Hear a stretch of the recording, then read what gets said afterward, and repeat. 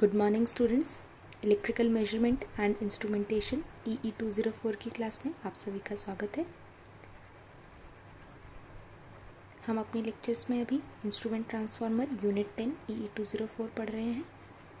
हमने instrument transformer के basics पढ़े थे, उनकी क्या ज़रूरत होती है, उनकी क्या एप्लीकेशंस हैं, हमने उनके बारे में देखा था। उसके दो टाइप्स होते हैं, करंट ट्रांसफार्मर और पोटेंशियल ट्रांसफार्मर। करंट ट्रांसफार्मर को हमने डिटेल में देखा था, उससे related terms burden, ratio error और फेज एंगल एरर ये हमने देख लिया था। अभी हम इसके बारे में आगे पढ़ते हैं।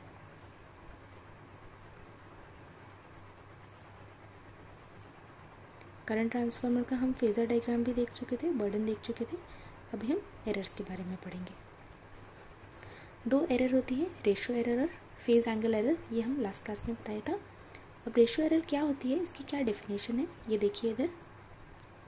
For normal operation of these instrument transformer, the current transformation ratio should be constant and within the limit। ठीक, क्या होता है, जो करंट ट्रांसफॉर्मेशन रेशो है यानी I1/I2, ये क्या होना चाहिए, ये कांस्टेंट होना चाहिए, should be constant and with in the limits, और जो हमारा इंस्ट्रूमेंट है उसकी लिमिट्स में होना चाहिए। It has been seen that this ratio are not constant but do vary with the power factor. ठीक है, बट लेकिन क्या होता है एक्चुअल कंडीशंस में, जो हमारा लोड का पावर फैक्टर है, जो लोड का पावर फैक्टर है, इसकी वजह से ये जो रेशो है के ये वेरी करता है। अब क्योंकि ये वेरी नहीं करना चाहिए और ये वेरी करता है इस कांस्टेंट से, तो इसीलिए इन दोनों के बीच में जो एरर आती है उसको हम रेशो एरर बोलते हैं। ठीक है, तो ये आपका 2 मार्क्स का क्वेश्चन आ सकता है, व्हाट इज रेशो एरर, तो आपको उसमें ये डिफाइन करना है what is ratio error. The ratio of working component of exciting current to the secondary current of the instrument transformer is called as ratio error. The ratio between actual ratio of current transformation and normal ratio is known as ratio correction factor. एक तो हो गया आपका ratio error, दूसरा है आपका ratio correction factor. Ratio correction factor क्या होता है, actual ratio upon normal ratio. This is not normal ratio, this is nominal ratio. Okay, actual ratio upon nominal ratio. Next देखिए phase angle error.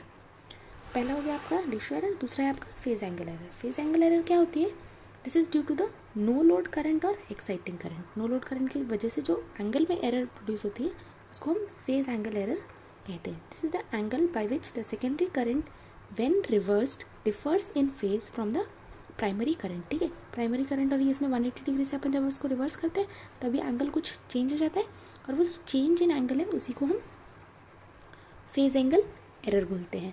In case of CT, current ratio is more important while phase angle error is of little importance। ठीक है, तो important क्या होता है यहाँ पे हमको, रेशो एरर ज़्यादा इंपॉर्टेंट होती है comparative two phase angle error. अब इन एरर्स को मिनिमाइज करने के क्या तरीके होते हैं, मेथड्स टू मिनिमाइज एरर। अब क्योंकि एरर है तो एरर तो कम ही होना चाहिए, तभी हमारी जो एफिशिएंसी है वो इम्प्रूव हो पाएगी। ठीक, तो as we know the ratio error mainly depends upon the working component of current and phase angle error depends upon the magnetising component of the current. ठीक है, तो ये भी आपका ऑब्जेक्टिव का क्वेश्चन हो सकता है। आपको याद रख रहा है कि रेशो एरर तो वर्किंग कंपोनेंट पे डिपेंड करती है, और जो फेज एंगल एरर है वो किस पे डिपेंड करती है, मैग्नेटाइजिंग एंगल पे।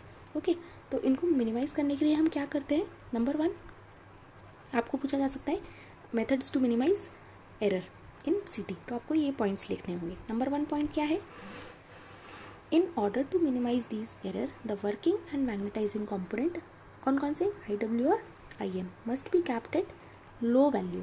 लो वैल्यू मतलब मिनिमम वैल्यू, कम वैल्यू पे होना चाहिए। कौन कौन, IW और IM। ठीक है, वर्किंग करंट और magnetising current. This is possible only by using the material of the core of high permeability, short magnetic path and large cross section area of the core. ठीक, तो इसमें अपने को इसको मिनिमाइज करने के लिए अपने को क्या क्या चीज़ें याद रखनी है, एक तो जो कोर है वो हाई परमिएबिलिटी होनी चाहिए, शॉर्ट मैग्नेटिक पाथ होना चाहिए, और क्रॉस सेक्शन एरिया ज़्यादा होना चाहिए। ठीक है, तो ऐसा करने के लिए हम जो मटेरियल्स यूज़ करते हैं वो क्या है, hot rolled silicon, cold rolled grain oriented steel silicon, जिसको हम CRGO भी बोलते हैं। इसके अलावा निकल आयरन अलॉयज। ठीक है, ये यूज़ करेंगे हम। और क्या है इसमें, ये वाले पॉइंट भी आपको अच्छे से याद रखना है, ऑब्जेक्टिव में पूछा जा सकता है। High permeability nickel iron cores are used for precision current transformer.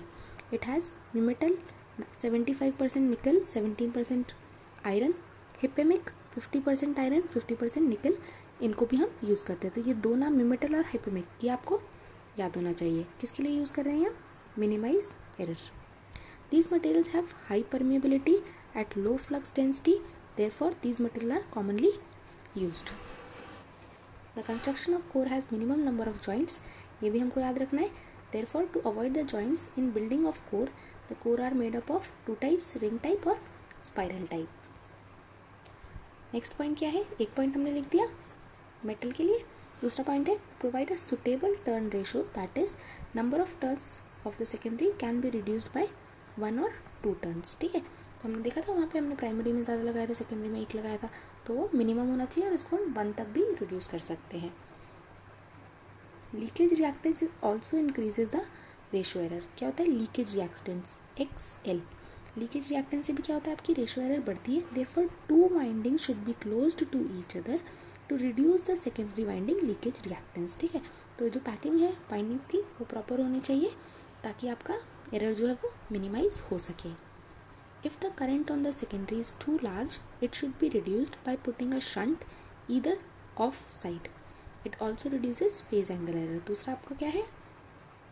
यदि आपका करंट जो है वो बहुत ज़्यादा लार्ज है तो आप यहाँ पे एक शंट भी लगा सकते हैं, तो इससे क्या होगा? आपकी रेशियो एरर और फेज एंगल एरर दोनों मिनिमाइज हो जाएंगी।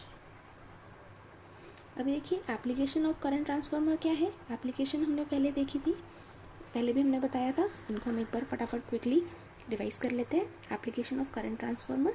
Current transformer are used in panel board of substation और grid substation to measure the bus bar current which is very high.